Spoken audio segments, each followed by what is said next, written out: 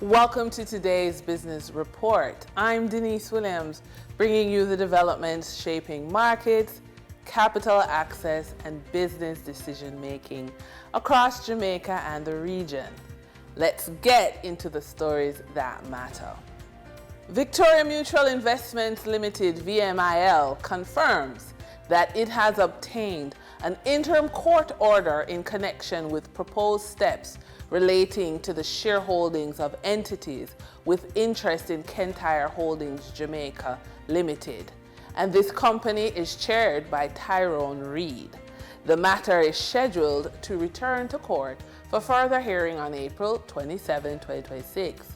The order granted by the Supreme Court of Jamaica temporarily restrains certain actions in relation to the relevant shares and assets pending a further hearing on the matter.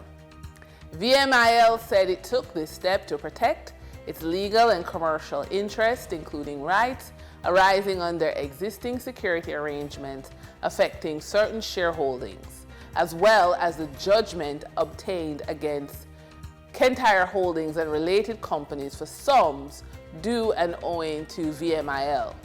As this matter is now before the court, VMIL said it will not comment in detail on the substance of the proceedings at this time. VLBPO, a Jamaican-owned back-office support and business process outsourcing provider, is expanding its operations and is recruiting additional staff. The Earl McDonald-led company is looking to recruit 100 to 150 agents, having secured its first enterprise-level client, according to Our.Today. McDonald explained, and I quote, "At present, VLBPO is recruiting agents to work with a US-based player in the health and insurance industry. We are providing sustainable long-term jobs in which they can build careers in high-growth industries. These are back-office operations, customer support, and case management roles." End quote. The management notes that currently VLBPO has a staff turnover rate of 16%, which is below the industry standard of 40%. A key strategy for VLBPO in ensuring that turnover remains low is employee engagement and retention activities, including upskilling and offering employees value-added career options. Starting in 2019 with 4 agents and 1 client, VLBPO has increased its staff complement to 140 employees serving clients in Australia, Canada, the United Kingdom, and the United States. Beyond the shores of Jamaica, VLBPO employs remote agents in the Dominican Republic, the Philippines, enabling the company to have a 24-hour service with multilingual capabilities in English, Spanish, and Mandarin Chinese. Motorists will once again pay more at the pumps after state-owned refinery PBCJam announced another round of fuel price increases.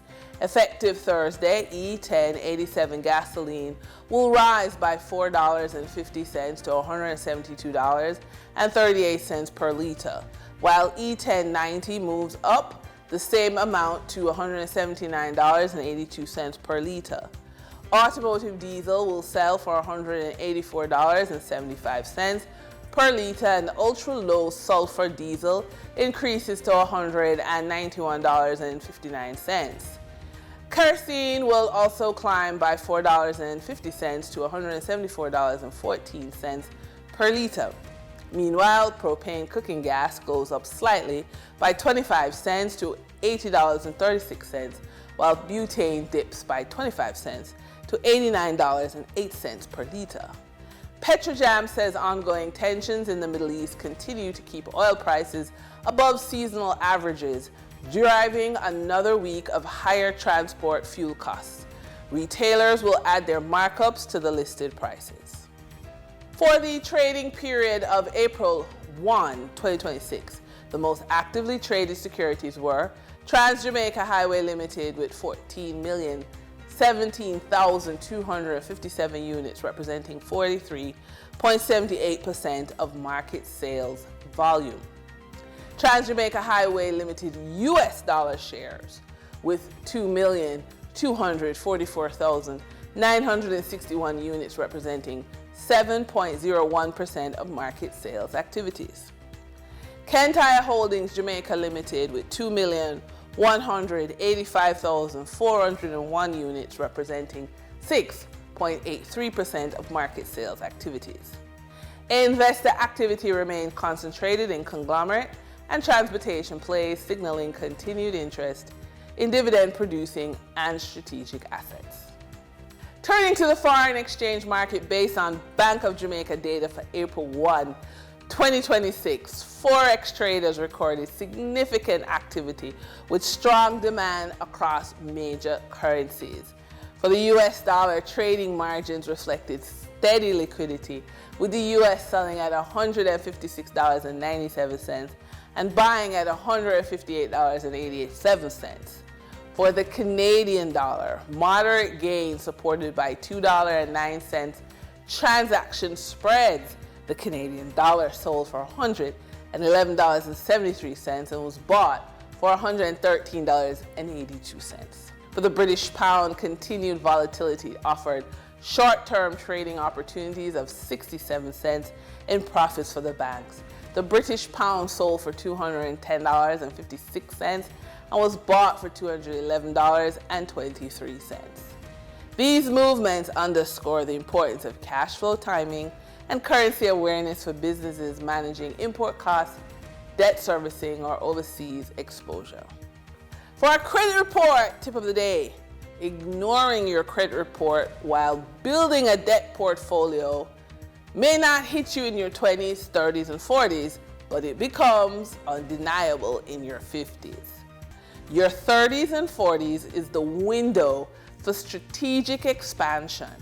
As income stabilizes, many still do not fully grasp how to intentionally structure credit to support wealth building outcomes. This is the phase where credit should be deployed with precision, leveraging stronger income to access better financing terms and invest in appreciating or income-generating assets. However, without a deliberate plan, many continue to borrow in the same unstructured way, missing the chance to convert earning power into lasting financial positioning. And that's today's business report. I'm Denise Williams, bringing clarity to capital, markets, and strategy. Until next time, stay informed, stay intentional, and keep building forward. See you soon.